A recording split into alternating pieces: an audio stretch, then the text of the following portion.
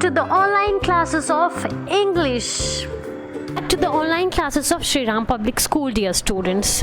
Today we are going to see the first poem of class 10th. Actually, it's a kind of revision and also video for new students and all those who are seeing my class first time. Without any delay, let us just start this. So dear scholars, in today's class we will see this poem written by Robert Frost. Before seeing the poem, let us see something about the poet. He was a famous American poet. He was born in San Francisco. Who? Our poet Robert Frost. In 1920s के time के around की बात है जब Robert frost was the most celebrated poet in America. His poetic works of Boysville, north of Boston, all these were very famous. His works you can see. The poet Dust of Snow, this poem was published in New Hampshire. Okay. Now this collection was given what? Pulitzer Prize also in 1923. Introduction of the poem. Robert Frost is a very well-known American poet and he usually writes poem on nature. As in class 9th also you have seen the poem was on a road not taken and he was standing somewhere in a yellow wood. Means in a forest he was standing. This poem also represents how a normal moment, a sad moment, poet's sad mood was changed into a delighted and rest of the day was saved by just connecting to the nature. सिर्फ nature से connect हुए थे poet और थोड़ा सा dust of snow उनके ऊपर गिरा था और उनका जो पूरा दिन था जो खराब होने वाला था वो बच गया था. Central idea of the poem, ये पोएम इसलिए लिखा गया है बेसिकली, बाकी आप नोट्स के लिए you can stop the video and you can write everything. ये बताया जाता है कि कोई भी चीज़ नेगेटिव नहीं होती. सबसे पहली बात तो ये है. क्यों? क्योंकि इस पोएम में क्रो यूज़ हुआ है. क्रो क्या है? सिंबल ऑफ इल ओमेन है, बैड ओमेन है, specially in India, not in India, everywhere, because of its colour and it's voice. अब हेमलॉक ट्री के बारे में हेमलॉक ट्री यूज़ किया गया है. उसके बारे में क्या है? वो भी नॉट ऑस्पिशियस, पवित्र नहीं, अच्छा नहीं माना जाता, शुभ नहीं माना जाता, क्योंकि हेमलॉक एक पॉइजनस ट्री है. बट हम देखेंगे पोएम में कि एक क्रो बैठता है एक हेमलॉक ट्री पे, मतलब एक नेगेटिव ऑब्जेक्ट बैठता है एक नेगेटिव ऑब्जेक्ट पे, पर उससे जो डस्ट ऑफ स्नो पोएट के ऊपर गिरती है, जो पोएट जो कि पेड़ के नीचे बैठा होता है, हेमलॉक ट्री के नीचे बैठा होता है, वो पेड़ जिसको पॉइजनस माना जाता है, उसके नीचे पोएट बैठ के दोबारा से रीलिव हुआ था, दोबारा से जिंदा फील किया था खुद को, अच्छा लगा था. उसका जो डे था वो ग्लूमी था, जो वेस्ट हो जाता वो बच गया और जैसे वो स्नोफॉल हुआ उसके ऊपर वो एक मूड में चेंज हुआ उनके और वो एकदम ग्लैड हो गए और उनके स्पिरिट्स जो हैं वो हाई हो गए. पोएम बहुत शॉर्ट सी है. The dust of snow, dust of snow by Robert Frost. As you can see the image, ये ऐसे एक ट्री है, पोएट पहले आते हैं फिर यहीं पेड़ के नीचे बैठ जाते हैं. इनकी ब्रांचेस यानी शाखाओं से जो स्नो पड़ा हुआ है वहाँ पे, वो जब इनके ऊपर गिरता है तो इनका मूड बहुत ही अच्छा हो जाता है. Let's see the poem. The way a crow shook on me the dust of snow from a hemlock tree. सबसे पहले तो पोएटिक डिवाइसेस देख लेते हैं. उसमें राइमिंग स्कीम अगर आप देखेंगे तो क्रो और स्नो पहली और तीसरी लाइन का आखिरी वर्ड राइमिंग है और दूसरी और फोर्थ लाइन का आखिरी वर्ड राइमिंग है. मी ट्री, तो ए बी पैटर्न है. सेकंड स्टैंजा में देख लेते हैं हार्ट और पार्ट और मूड और रूट, ये भी ए बी है. तो हम देख रहे हैं कि इस पोएम का राइम स्कीम क्या है? A B. ओके. अब हम आते हैं, कहाँ पे आते हैं? अब अगर अलग अलग स्टैंजा में लिखना है तो ए बी लिखेंगे, लेकिन अगर एक पूरे पोएम को बताना है तो देखिए क्रो, स्नो और स्नो का हार्ट से कोई राइमिंग नहीं है, ठीक है, हार्ट और पार्ट राइमिंग है.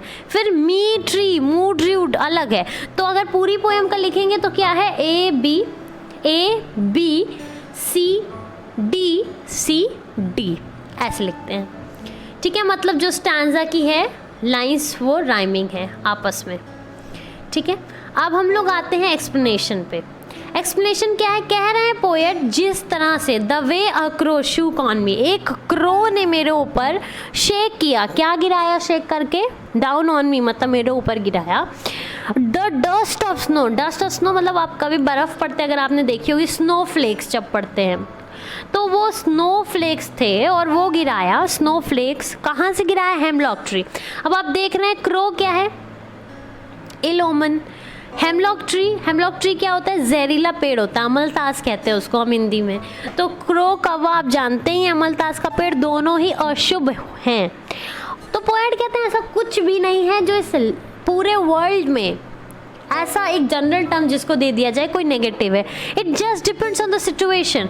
यहाँ पे पोएट के ऊपर उसी क्रो ने उसी ट्री से क्या गिराया? Dust of snow. और उससे हुआ क्या? Has given my heart a change of mood and saved some part of a day I had rued. कह रहे हैं उससे मेरा जो हार्ट है वो चेंज हो गया, मेरा मूड जो है चेंज हो गया। गिवन माई हार्ट, मेरे हार्ट में जो भी मूड चल रहा था वो चेंज हो गया।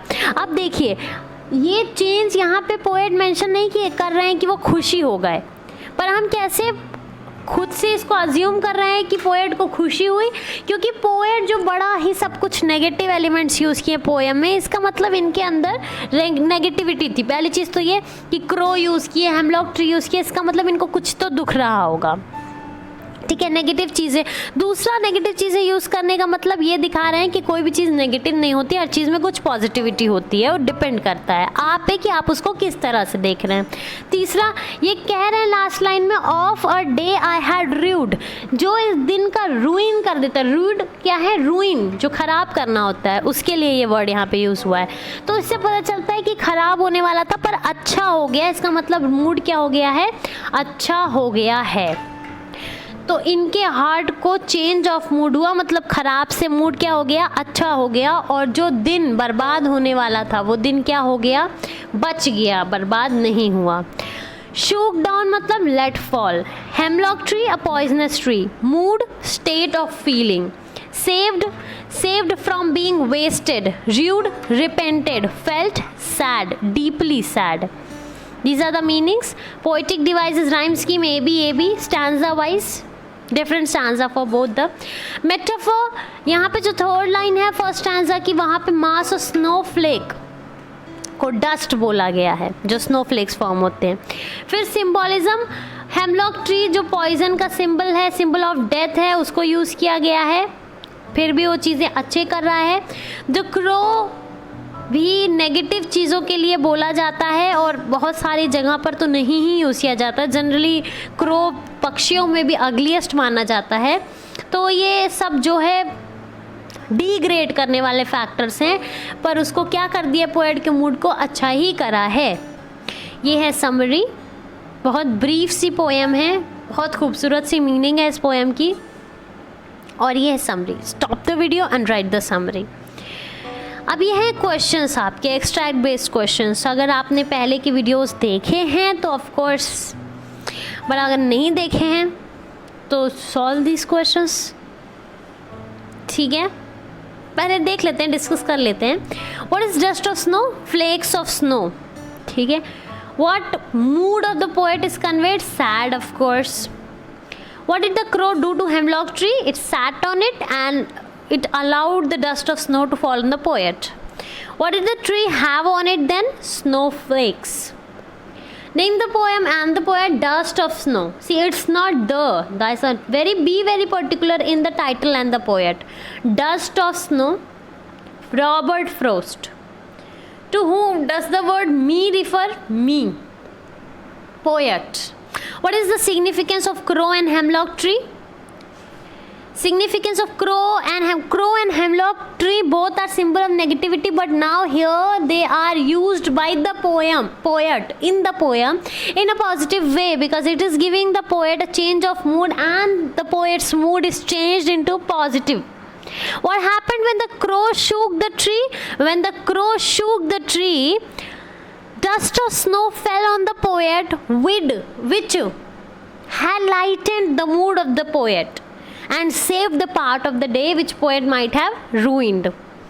These are the questions which could be there from this poem. Here one answer I have already given, and these two questions you have to DIY, means you have to do it by yourself. Okay, that's all about this poem. thank you so much. And one thought for this poem: stop saying I wish and start saying I will. Stop wishing, you have to, you will. Definitely. Thank you. Have a good day.